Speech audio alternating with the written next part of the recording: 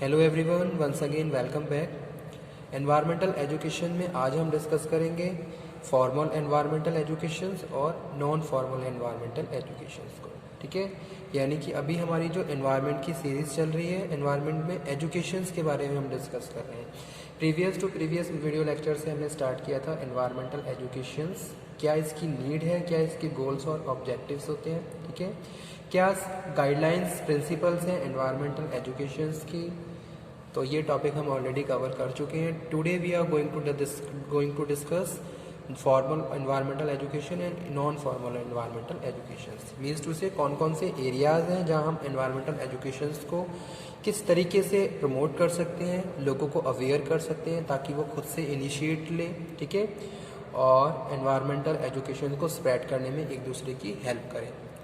तो environmental education आज के टाइम में क्या है, मोस्ट इम्पॉर्टेंट एस्पेक्ट है किसी भी ह्यूमन बीइंग की लाइफ के बारे में अगर हम बात करें। ठीक है, अगर मैं किसी एक इंडिविजुअल की लाइफ के बारे में बात करता हूँ तो वो अपनी लाइफ में बहुत सारी स्टेजेस के पास होता है।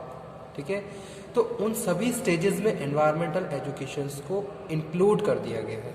जैसे हम प्राइमरी लेवल की बात करें तो प्राइमरी लेवल से लेके लास्ट तक जब तक हम अपनी लाइफ को सरवाइव करते हैं और जिस भी पोजीशंस पे हम होते हैं, हर एरिया में, हर पोजीशंस पे और हर स्टेजेस पे there is a proper scope for the awareness of environmental education and promote and take a preventive actions for the major problems and their solutions. तो बहुत सारे ऐसे प्रैक्टिसेस हैं जिनको हम करके एनवायरनमेंट को अपनी प्रोटेक्ट कर सकते हैं और बहुत सारे प्रिवेंटिव एक्शंस ले सकते हैं। तो formal, informal, non formal environmental education में हम डिस्कस करेंगे डिफरेंट एरियाज जहां प्रॉपर एनवायरमेंटल एजुकेशन का स्कोप है। जैसे कि यहाँ पे लिखा हुआ है फॉर्मल एजुकेशन। फॉर्मल एजुकेशन में हम बात कर रहे हैं, फॉर्मल एनवायरमेंटल एजुकेशन में जो चीफ गोल है वो क्या है, in India improve the quality of environment. ठीक है, एनवायरनमेंट की क्वालिटी को इम्प्रूव करने के लिए वी हैव टू अवेयर, हमें अवेयर होना पड़ेगा। ओके, हमें एनवायरनमेंट से रिलेटेड जो भी प्रॉब्लम्स है उनसे अवेयर होना पड़ेगा, एनवायरनमेंट को कंजर्व करना पड़ेगा and to create a atmosphere so that people participate in decision making. एक इस तरीके का एनवायरनमेंट एटमॉस्फेयर हमें क्रिएट करना पड़ेगा ताकि लोग खुद से इनिशिएट लें, वो पार्टिसिपेट करें in decision making and develop the capability to evaluate the environmental programmes. और बहुत सारे इन्वायरमेंटल प्रोग्राम को कंडक्ट करने के लिए, ठीक है, we have to take a initiation, हमें खुद से इनिशिएट लेना होगा और एक तरीके से अपने आप को अवेयर करना है, अपने आसपास जितने भी लोग रह रहे हैं उनको अवेयर करना है ताकि वो अपने हैंड पे बहुत सारे डिसीजन मेकिंग करें और बहुत सारे प्रिवेंटिव एक्शंस ले सकें। तो इसमें हम बात कर रहे हैं, बहुत सारे ऐसे लेवल्स हैं जो स्टार्ट होते हैं, जैसे कि प्राइमरी स्कूल स्टेज है। प्राइमरी स्कूल स्टेज में हम बात कर रहे हैं अभी स्टार्टिंग की स्टेज, जब बच्चा पढ़ना स्टार्ट करता है। ठीक है, तो वहाँ पे भी प्रॉपर अवेयरनेस होनी चाहिए। तो यहाँ पे जो 75% अगर हम बात करें तो अवेयरनेस रहती है, तो आपको अवेयर करना है। क्यों? क्योंकि ये जो स्टेज है यहाँ पे क्या है, अवेयरनेस प्रॉपर होनी चाहिए। जो भी एक स्कूल गोइंग चिल्ड्रन है उनको अवेयर करना है कि भी एनवायरनमेंट है क्या और इसका क्या इफ़ेक्ट हमारे ऊपर पड़ता है। ठीक है, और अगर इस इन्वायरमेंट में कुछ भी गलत हो रहा है या कुछ भी इफ़ेक्टेड हो रहा है तो उसका हमारी लाइफ पे क्या इफ़ेक्ट पड़ रहा है, तो वो चीज़ यहाँ पे हम बात कर रहे हैं, अवेयरनेस। तो जो प्राइमरी स्कूल स्टेज की जो स्टेज है इसमें हम अवेयरनेस को ज़्यादा प्रमोट कर रहे हैं। ठीक है, कि भाई यहाँ पे हमें क्या करना है, मैक्सिमम अवेयर ही करना है कि भाई क्या रियल लाइफ सिचुएशन है, कौन कौन सी प्रॉब्लम्स अकर हो रही हैं और उसका क्या इफ़ेक्ट हमारे हेल्थ पे पड़ रहा है, ये सब चीज़ें। फिर उसके बाद जो सेकंड स्टेज है वो क्या है, lower secondary stage. Lower secondary stage में हम बात कर रहे हैं awareness must decrease and there should be increase knowledge of real life situation. अब यहाँ पे हम क्या कर रहे हैं, नॉलेज को अपडेट कर रहे हैं। ठीक है, जो सेकंड स्टेज है लोअर सेकेंडरी, यहाँ पे हम एजुकेशन प्रोग्राम को ऐड कर रहे हैं ताकि जो भी इस स्टेज के जो भी पार्टिसिपेंट हैं उनमें नॉलेज इम्प्रूव हो, उनकी नॉलेज और ज़्यादा अपडेट हो एनवायरनमेंट से रिलेटेड। तो उसके लिए बहुत सारे करिकुलम इस तरीके से ऐड भी किए गए हैं। ठीक है, उसके बाद जो थर्ड है वो है higher secondary school stage. Here the emphasis must be conservation and assimilations of knowledge, problem identifications. ठीक है, यहाँ पे हम प्रॉब्लम को भी आइडेंटिफाई कर रहे हैं एंड द एक्शन स्किल्स कि भाई अगर कोई प्रॉब्लम हो रही है तो उसके पीछे क्या रीज़न है और उसके लिए हम किस तरीके से प्रिवेंटिव एक्शंस ले सकते हैं।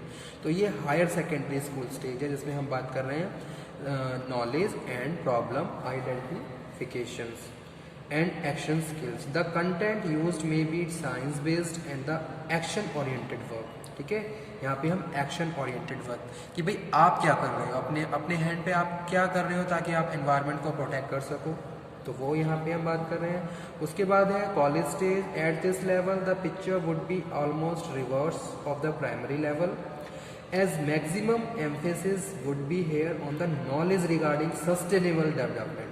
तो यहाँ पे हम सस्टेनेबल डेवलपमेंट की बात कर रहे हैं, ठीक है, क्योंकि यहाँ पे अब जो भी पार्टिसिपेंट है वो ऑलरेडी क्या है, अवेयर है, उसके पास नॉलेज है और वो उसके बाद बहुत सारे स्किल्स हैं ताकि वो प्रॉब्लम को आइडेंटिफाई कर सके और बहुत सारे सॉल्यूशंस को फाइंड आउट करें।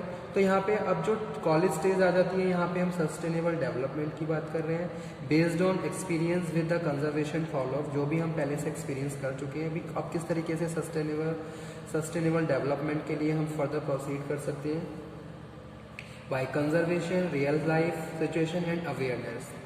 ठीक है, so the content must be college university based on the science and technology, technical practical and an action oriented field work is to be done at this stage, जो कि है college stage. उसके बाद हम बात कर रहे हैं यूनिवर्सिटी एजुकेशन की। Environmental education at this level is being look after the university grant commissions.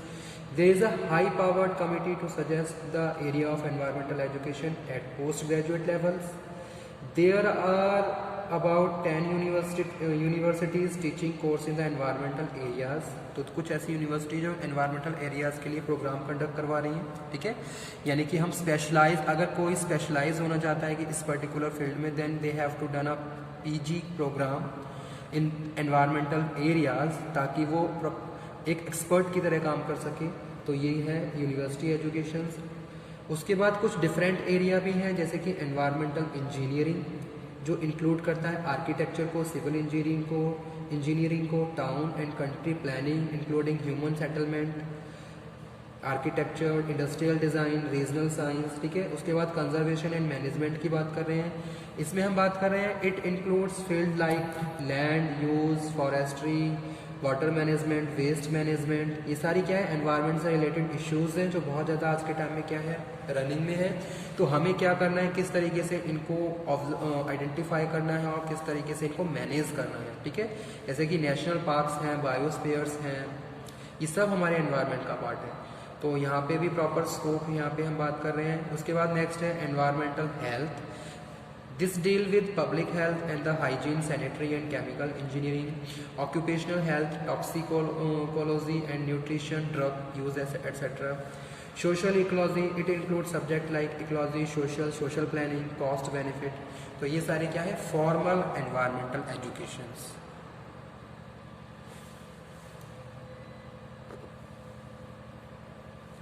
उसके बाद नेक्स्ट वन है non formal environmental educations. Non-formal environmental education is designed for any age group working in social, economic and cultural development.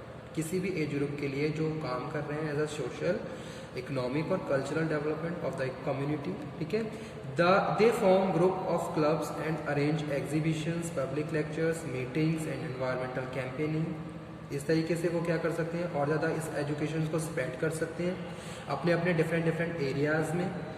The main constitute of this education जैसे कि है adult education. जैसे कि हमें पता है कि भी एडल्ट क्या है, एडल्ट में भी influence the other member of better way of life. So adult education is the most important aspect of the non formal education.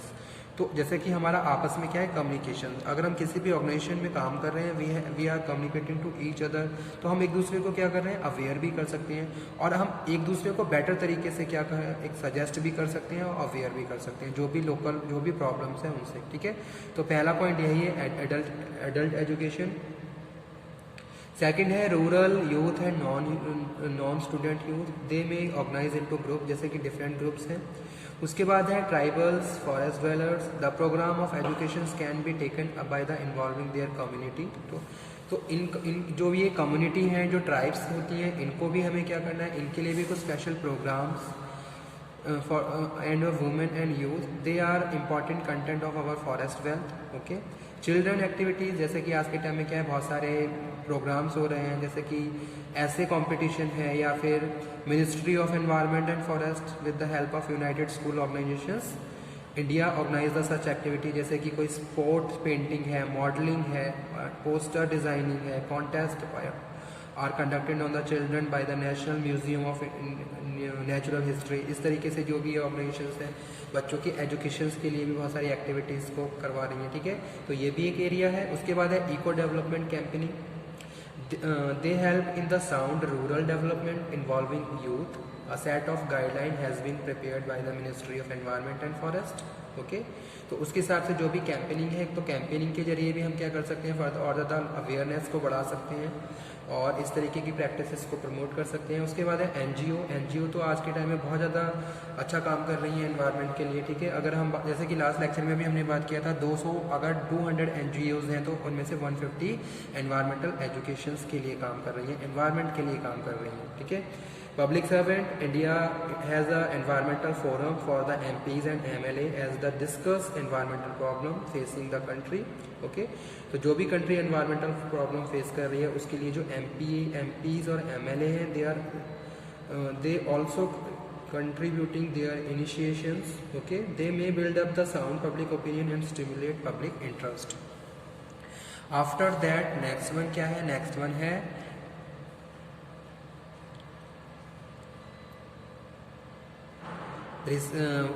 training senior executive and administrators। Regular courses should be arranged for the various institute imparting the such training। These are general environmental management, industry specific environmental management।